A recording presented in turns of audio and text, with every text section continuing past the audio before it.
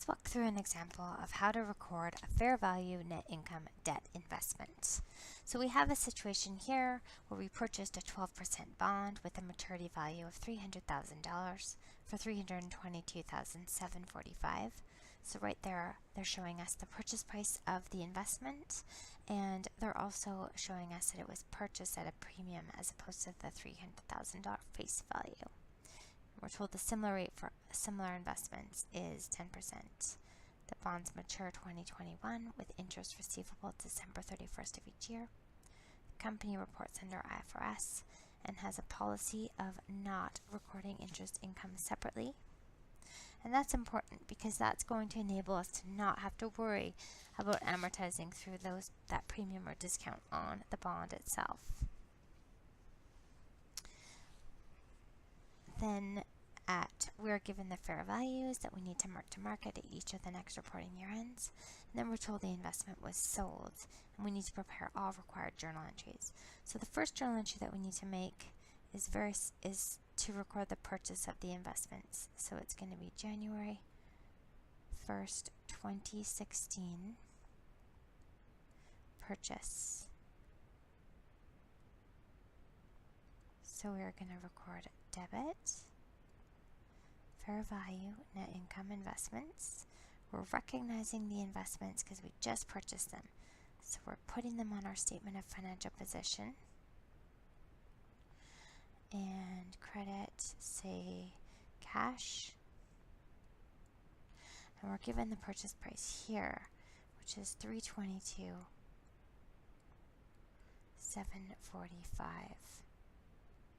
So they calculated the present value for us, so we don't need to in this example. Okay, the next thing we're going to do is accrue the coupon. Record the coupon because the coupon's actually paid on December 31st, 2016. So we are going to record December 31st, 2016 coupon. So we're going to go debit, cash, credit, and here we're going to have investment income or loss. Investment income or loss. So this is that joint account we were talking about earlier. So normally when we record a premium or a coupon payment on a bond that we bought at a premium or discount, the amortization of the premium or discount is picked up in the recording the coupon payment. So it changes our investment income. It never changes our cash, but it changes us recording through that piece of the entry.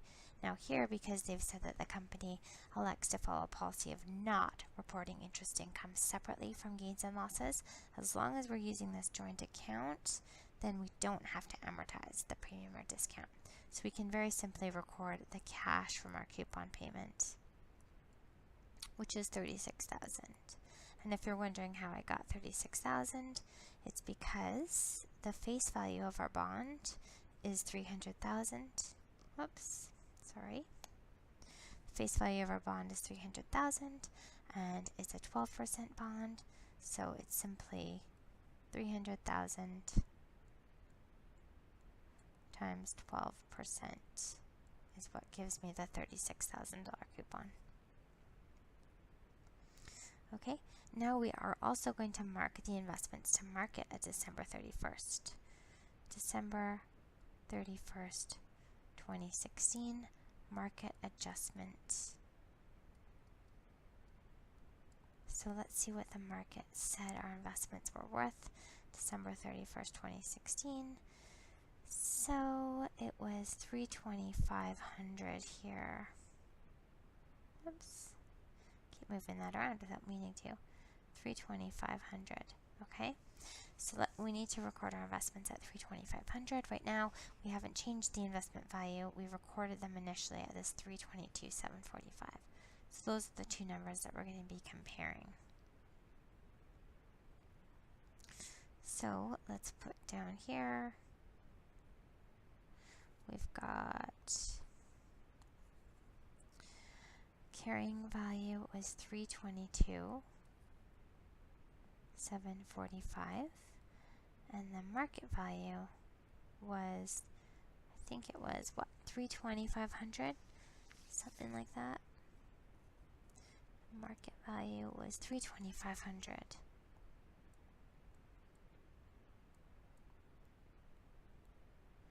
So I believe the difference here is going to be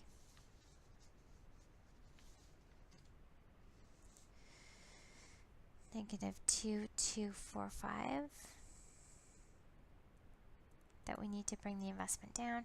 You can see the market value of 320 is, our carrying value is actually higher than the market value. So we know we need to bring the value of the investments down. So our entry to record this is going to simply be debit and credit. We know we need to credit fair value net income investments because we need to bring that value down. And now the debit is going to go to our investment income or loss account. Investment income or loss account. So we're going to record 22,745 here and 22,745 here. Great. Now we've marked it to market. Let's move on. It's going to be December 31st, 2017. So now we need to accrue our coupon. December 31st, 2017. So we're going to record debit cash. We should label this coupon. Debit cash. Credit. Investment income or loss. Income. My pen's really slow here. Income or loss. And this is just going to be for the $36,000 coupon.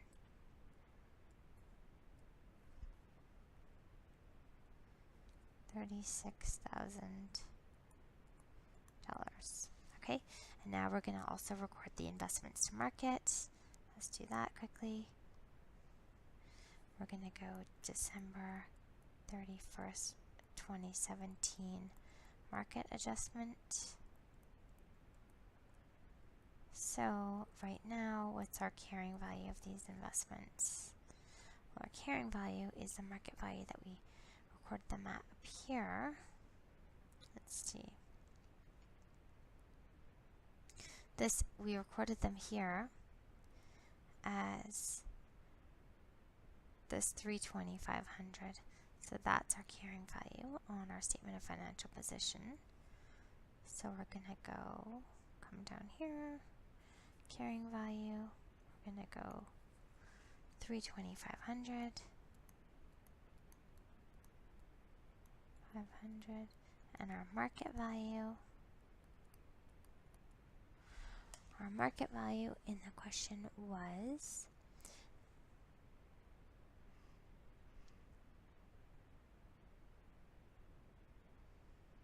$309. So the difference here is going to be $1,800. And you can see our carrying value again is higher than market. So we need to bring it down. Actually, I'm sorry. This is negative 11,500. Where I got that first number from. So again, we need to bring down the value of the investment. So now let's record the journal entry to record this transaction. So we know again we're going to have credit, fair value, net income investments. And the debit is going to go to our income, investment,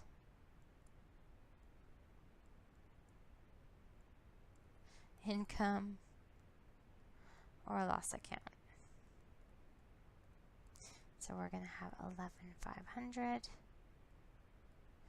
and 11,500. Great. Now, we did have a sale transaction mentioned in the question, so let's go all the way back up to the top, see what was mentioned in the question. So it says the investment was sold for $307,200 on December 31st, 2017. So when we sell the investment, we want to make sure that we've recorded all the interest, that we've marked the investment to market, and that then we simply record the sale of the investment. So if we look down to where we are, December 31st, 2016, or 2017, I'm sorry, we have already recorded the interest, and we've adjusted the investment to market. But this was the market rate at the time of when the market rate was gathered, and we actually sold the investments for slightly less than that. We sold the investment for $307,200. So we need to change that amount. So let's record the sale. Record the sale of investment. So we are going to figure out, now we need to compare our carrying value with the selling price. So the selling price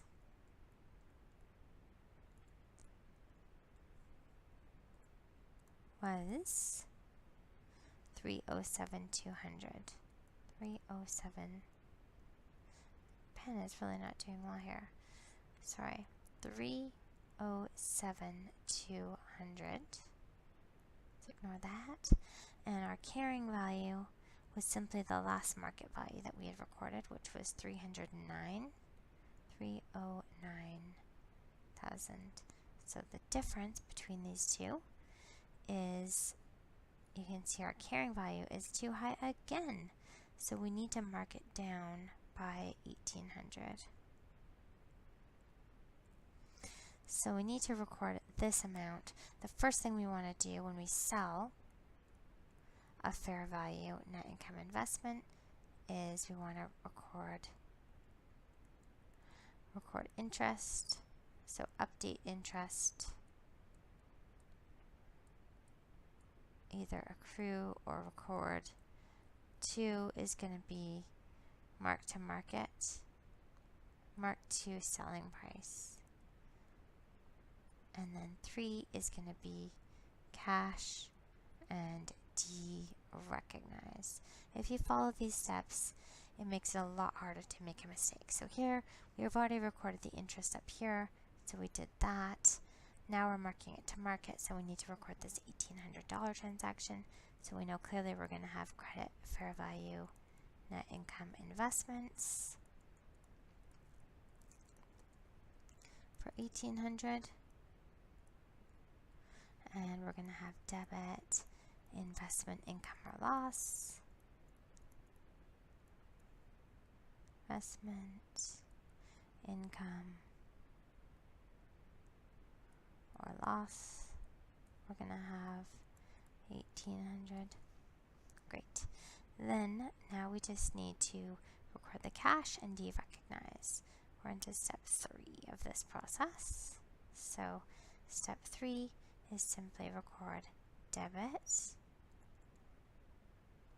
cash, and right now the balance sheets on the investments on our balance sheet, the same amount we're going to get in cash. So it's simply debit cash, credit fair value net income investment, and we're going to clear the whole thing out. So right now the investments on our balance sheet at $307,200.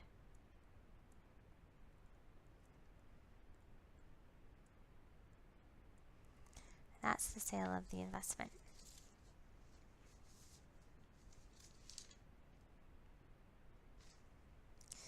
Looking back up to the question, have we finished all the journal entries? So let's look at what scenario we were given. So purchase of the bond, yes, we did that. What's this? Purchase of the bond, we did that. That's great. Then we've got the interest company report, so we don't need to worry about amortizing. Fair value of the bonds, we recorded this, and we recorded the sale of the investment. So it looks like we've completed all the required journal entries.